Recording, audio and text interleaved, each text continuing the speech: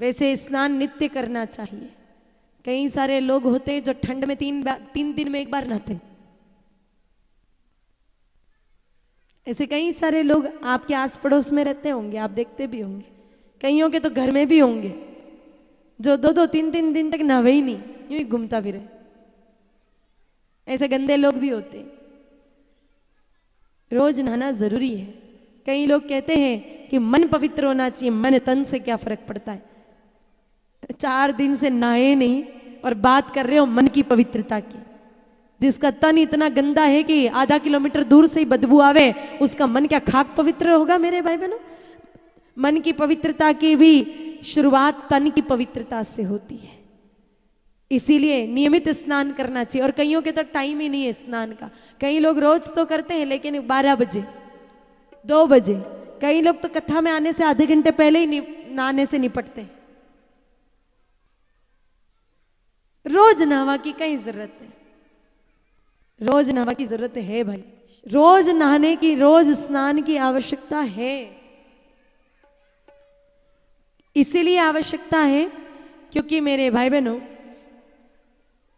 एक बात बताइए, अपने गांव में अगर किसी की मृत्यु हो जाती है, आप शव को जलाने जाते हो, वापस आके नहाते हो कि नहीं नहाते हो?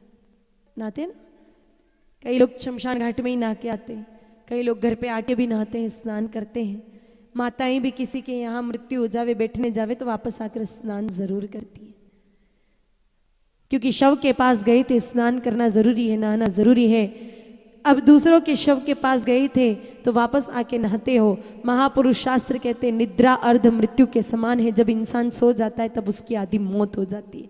तो खुद दूसरों की लाश पे जाओ तो आप आके नहाते हो, और खुद ही सो के लाश बन जाओ तो बिना नहाए कोई काम करो तो अच्छी बात नहीं है। माताओं बिना स्नान के कभी भोजन नहीं बनाना चाहिए। कई लोगों के बिना नहाए धोए रोटी सब्जी सब बन जाती है, खाना पीना सब हो जाता है, नहाने का नंबर सबसे लास्ट में आता है। ऐसा मत करो माताओं।